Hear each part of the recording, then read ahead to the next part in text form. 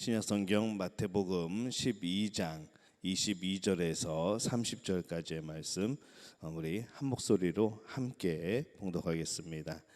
그때에 귀신 들려 눈 멀고 말 못하는 사람을 데리고 왔거늘 예수께서 고쳐주심에 그 말 못하는 사람이 말하며 보게 된지라.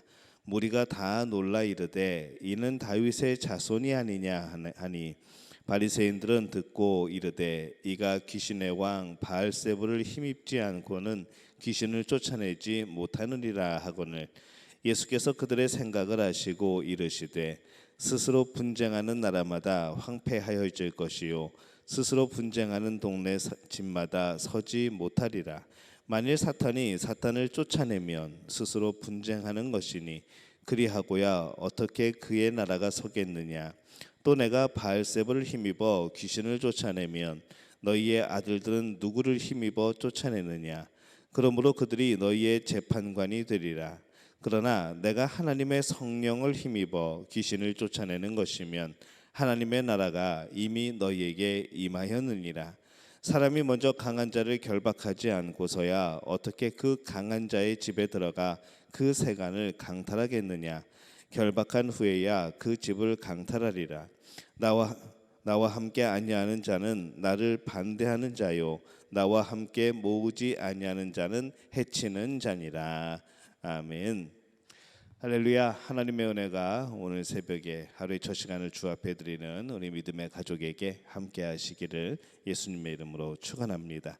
오늘 예수님은 예수님의 그 치료 사역, 놀라운 이적들을 보면서 반응하는 사람들의 모습에 대해서 말씀을 하고 있습니다.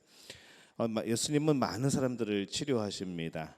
22절 보니까 그때에 귀신 들려 눈 멀고 말 못하는 사람을 데리고 왔거늘 예수께서 고쳐주심에 그 말 못하는 사람이 말하며 보게 된지라 이렇게 말씀을 합니다. 눈과 귀가 멀었고 또 악령에 사로잡히기까지 한 그 사람을 예수님이 고쳐주십니다. 그것을 고쳐주시게 될 때에 사람들이 매우 놀라죠. 23절에 보면은 무리가 다 놀라 이르되 이는 다윗의 자손이 아니냐 하니 이렇게 말씀을 하죠. 성경에 놀라다라는 단어가 참 많이 나오는데 이 마태복음에서 여기에서는 이 놀라라는 단어가 한 번 나옵니다. 헬라 원어로 보면은 한 번이 나오게 되는데 굉장히 놀라는 그런 모습이죠. 이것은 그들이 이 메시아를 인정하기 시작한 그 시점을 표현하고 하고 있습니다. 자신들의 눈앞에서 일어난 그 일을 보면서 그들이 뭔가 깨달음이 있는 놀람이 있는 겁니다. 예수님을 보고서 다윗의 자손이 아니냐 하고 이렇게 말을 합니다. 이 사람이 다윗의 자손이 아닐까라는 그렇게 번역이 가능하겠죠. 사람들은 예수님을 메시아로 인정하는 것이 참 어려운 그런 일이지만은 예수님의 행하신 그 일을 보고서 예수님을 다윗의 자손, 이 메시아로 인정하지 않을 수 없는 그런 놀라움과 또 그러면서도 한편으로는 정말일까 하는 그런 주저함, 그것이 여러 가지 섞여진 그런 상황입니다. 예수님이 그렇게 어려운 사람을 고쳐주시는 힘을 가지고 있는 것은 바로 그분이 메시아이기 때문에 그런 것이죠. 천국의 주인 되시는 분이기 때문에 그렇습니다. 바로 이 메시아가 이 땅에 오셨으면 하나님의 나라가 시작이 된 겁니다. 28절에 보면은 그러나 내가 하나님의 성령을 힘입어 귀신을 쫓아내는 것이면 하나님의 나라가 이미 너희에게 임하였느니라 이렇게 말씀을 합니다. 바로 이 귀신을 쫓아내는 그런 여러 가지 역사들을 통하여서 이 귀신을 쫓아내는 것 자체도 참 의미 있고 뜻깊은 그런 일이지만은 바로 이 하나님의 나라가 이미 온 것임을 증명하기 위하여서 바로 이 사탄을 쫓아내는 이 귀신을 쫓아내는 이적들을 행하시는 것이죠. 예수님은 그러한 병든 자가 고쳐지는 것을 자신이 메시아이기 때문에 일어나는 일이라고 말씀을 하고 있는 겁니다. 그리고 이런 일이 일어난다고 하는 것은 바로 이미 하나님의 나라가 임한 것이라고 말씀을 하는 것이죠. 하나님의 나라가 임하였다라는 것은 다른 말로 똑같은 말로 예수님이 이 땅에 오신 겁니다. 이 사람들은 그것을 보아야 하죠. 병 고침을 받은 사람이 아니라 병 고치는 그분을 바라보아야 됩니다. 병을 고치시는 분, 바로 예수님을 바라봐야 되는 것이죠. 그리고 그 예수님을 통하여서 우리는 하나님의 나라가 이미 임하였음을 발견을 해야 되는 겁니다. 믿음이 없던 이들이었지만은 그 일어난 많은 일들을 보고 그 일을 통해서 눈을 들어서 이들이 메시아를 보기 시작합니다.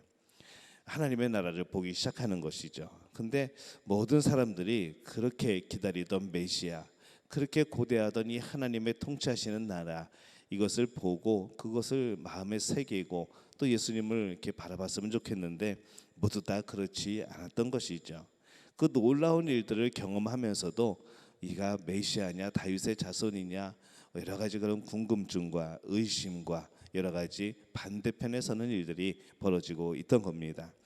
오늘도 마찬가지입니다. 그 나라는 예수님이 오신 이후에 전 세계에 힘있게 확장이 되어 갑니다. 우리는 그 나라를 볼 수 있어야 되는 것이죠. 작게 시작했던 이 하나님의 나라, 그 하나님의 나라가 계속 번져나가고 확장되어지고 퍼져나가는 겁니다. 오늘도 그래서 우리는 우리 심령 속에 하나님의 나라를 경험하고 또 그 하나님의 나라를 전하게 될 때에 바로 계속해서 더 확장되어지는 그런 것을 볼 수 있습니다. 예수님이 아주 어려운 그런 환자들을 병자들을 고쳐주셨을 때 그것은 굉장히 초자연적인 그런 능력입니다. 참 놀라운 일이죠. 이 사람들은 그 힘의 원천이 어디에 있는가, 어디서 이런 능력이 나오는가, 예수님이 누구이기에 이런 것을 행하는가라는 그런 힘이 나오는 이 원천을 생각해 볼 필요가 있었습니다. 그래서 이 사람들은 예수님의 주장대로 그가 진정한 다윗의 자손 이 메시아일 수 있다, 아니면은 악한 영이 그 힘의 원천이 아닌가라는 그런 생각을 했던 겁니다. 예수님을 반대하는 사람들은 예수님의 힘의 원천을 사탄으로 돌립니다. 24절에 보니까 바리새인들은 듣고 이르되 이가 귀신의 왕 바알세불을 힘입지 않고는 귀신을 쫓아내지 못하느니라 하거늘, 이렇게 말을 하죠. 이 사탄의 힘으로 그러한 일을 행한다면 이 당시에는 그것을 마술이라 그렇게 불렀습니다. 그들은 예수님을 바로 이 마술을 행하는 사람이라고 생각하고 그렇게 공격하는 그 수단으로 삼았던 것이죠. 왜냐하면 당시에 이 마술을 행하는 사람은 돌로 쳐 죽이라는 당시의 관습법이 있기 때문에 그렇습니다. 그래서 이 마술을 행하는 자라는 누명을 씌워서 예수님을 죽이려 하는 바로 그러한 모습을 우리가 보고 있습니다. 이때 예수님이 말씀하시죠. 25절에 보면은 예수께서 그들의 생각을 아시고 이르시되 스스로 분쟁하는 나라마다 황폐하여질 것이요 스스로 분쟁하는 동네나 집마다 서지 못하리라, 이렇게 말씀을 합니다. 이 바리새인들의 주장은 논리적으로 모순이 있습니다. 예수님이 사탄의 힘을 사용하여서 이 사탄의 하수인인 악령을 쫓아내는 것이라고 한다면은 이 사탄끼리 이제 집안 싸움이 일어나게 되는 겁니다. 사탄이 자신의 부하를 시켜서 다른 부하를 치는 것이기 때문에 결국 말이 안 된다는 것이죠. 자기 편끼리 싸운다는 것은 말이 안 된다라고 예수님이 말씀을 합니다. 만약에 자기 편끼리 싸우는 것처럼 보이게 하여서 무엇인가를 얻으려 한다면 바로 또 뭐 어떤 그런 생각도 있을 수 있겠지만은 예수께서 행하시는 일의 열매가 과연 악한 열매인지 선한 열매인지 우리는 그 열매로서 이 예수님이 하시는 일에 대한 그런 선함과 악함을 구별하게 됩니다. 예수님은 악령이 아니라 성령을 힘입어 하시는 것이기 때문에 그 결과가 거룩한 것을 낳는 것이죠.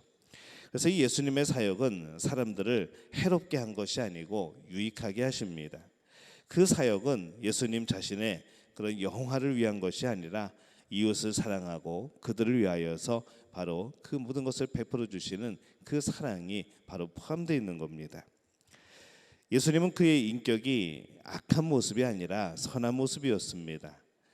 결국에는 이 선한 열매 모두 다 기뻐하고 성결케 되고 모두 다 온전하여지는 바로 그런 일들을 행하시는 것이죠. 또한 그런 열매를 거두십니다. 근데 우리 주변에 예수님 주변에서 지금 예수님을 해하려고 하는 사람들의 목적은 무엇인가 하면은 그 열매는 무엇인가 하면은 결국에는 예수님을 십자가에 못 박는 겁니다. 이 선한 열매 또 이 악한 열매, 우리는 그 열매로서 이것이 하나님의 뜻인가 아닌가를 분별할 수가 있는 것이죠. 오늘날 사람들의 이 사역도 마찬가지입니다. 사역의 크기가 아니라 그 열매로 우리는 분별해야 되는 것이죠. 성령이 하시는 일을 악령이 하는 것으로 착각하지 말아야 합니다. 또 거꾸로 악령이 하는 것을 성령이 하는 것으로 착각하지 말아야 되는 것이죠. 어떤 사람들은 성경을 연구하지 말아야 된다고 말씀을 합니다. 어떻게 그것을 인간의 지혜로 분석해내고 번역해내고 그것을 해설해내냐라고 말을 합니다. 이 성령이 알려주시는 것을 들어야지 왜 인간적으로 연구를 하느냐라고 말하는 사람들이 간혹 있습니다.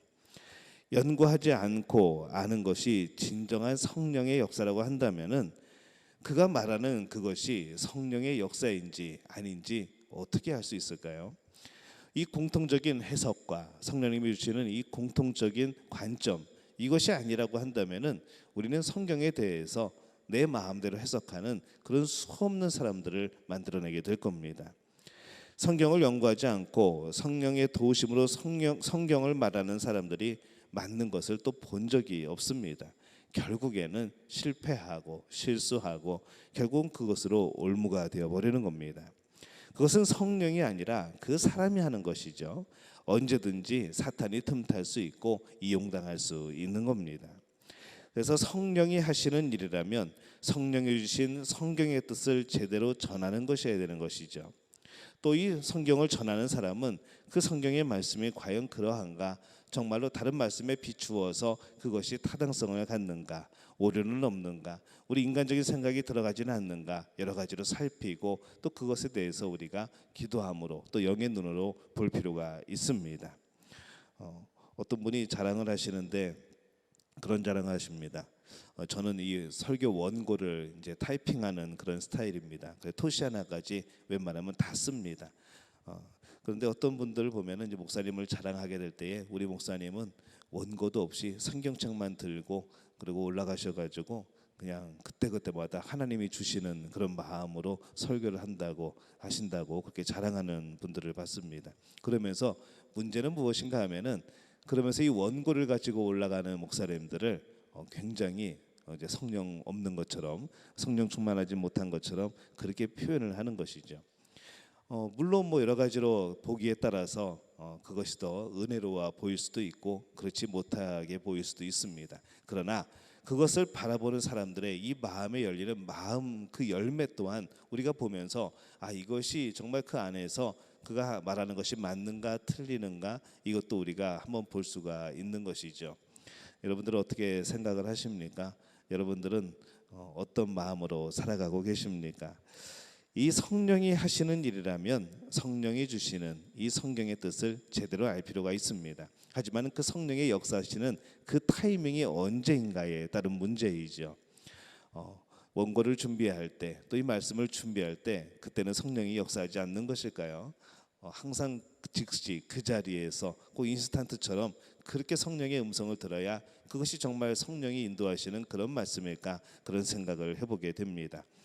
그래서 이제 그런 생각을 해봅니다. 원고를 쓰고 그렇게 말씀을 준비하고 이 자리에 서지만은 항상 100%가 아닌 한켠에 마음을 항상 비워놓습니다. 그 원고에 항상 빈칸을 남겨놓는 것이죠. 왜냐 하면은 말씀을 전할 때 또 주시는 하나님의 마음이 있기 때문에 그렇습니다. 준비하지 않았는데 그때그때 주시는 또 성령의 음성이 있고 그때그때 주시는 또 해석이 있고 저도 그때그때 주시는 그 음성에 은혜 받을 때가 있는 것이죠. 그래서 우리는 정말 준비하고 철저하게 연구해야 되지만은 그럼에도 불구하고 마음 한편으로는 이 성령의 역사하심을 늘 바라볼 필요가 있습니다. 우리의 삶도 마찬가지입니다. 우리가 계획하고 우리가 이끌어 나가고 우리가 모든 것을 하는 것 같지만 이것은 교만입니다. 사실은 우리가 하는 것이 아니고 하나님께서 이끌어 주신 거고 그렇게 허락하신 거고 또 오늘 하나님의 그런 역사하심 속에서 우리는 그렇게 살아가는 겁니다. 여기에 하나님이 역사하실 자리 또 내 마음에서 하나님이 왕 되실 그 자리를 항상 비워놓는 것이 필요한 것이죠. 내가 그 자리에 앉는 것이 아니라 항상 주님의 역사를 기대하고 바라보는 것, 이것이 우리 신앙생활의 그런 아름다움이고 그런 강함이지 않을까라는 생각을 해보게 됩니다. 예수님이 하시는 일은 힘이 있었습니다. 이 힘의 원천을 두고 이 대중과 바리새인들은 서로 다른 해석을 하는 것이죠. 사람들은 다윗의 자손 메시아이기 때문에 그 힘이 나온다. 그 사람이 다윗의 자손, 우리가 말하는 그 메시아가 아닐까라는 생각을 하는 것이고, 바리새인들은 사탄의 힘으로, 악령의 힘으로 이 일들을 행한다라고 해석을 했던 겁니다. 같은 일을 가지고 두 가지 가능성이 제기됩니다. 그리고 그 차이는 근본적으로 너무나도 다른 것이죠. 그러기에 우리는 꼭 구분할 필요가 있습니다. 잘 분별해야 됩니다. 그 구분은 바로 메시아를 믿게 만들 수도 있고, 예수님을 믿게 만들 수도 있고, 예수님을 십자가에 못 박아 죽게 만들 수도 있는 겁니다. 우리가 이 말씀 보면서 우리는 과연 어떻게 살아가는 것일까요? 예수님을 구원자로, 나의 주인으로 그렇게 믿고 살아가고 계십니까? 아니면은 예수님을 오늘도 여전히 십자가에 못 박고 계십니까? 우리의 삶이 어느 쪽을 향해 가는지, 결국 어떤 열매를 맺게 되는지 우리가 늘 살펴볼 필요가 있습니다. 그렇게 구분하는 거에서 중요한 것은 무엇일까요? 이 바리새인들이 잘못 판단한 이유는 열매가 아니라 자신들의 선입관이었습니다. 자신들의 이해관계, 시기심, 그런 것으로 해석을 한 것이죠. 오늘날도 그런 것을 많이 봅니다. 우리 주변에서 일어나는 일이 성령에 의한 것인지 악령에 의한 것인지 잘 구분해야 합니다.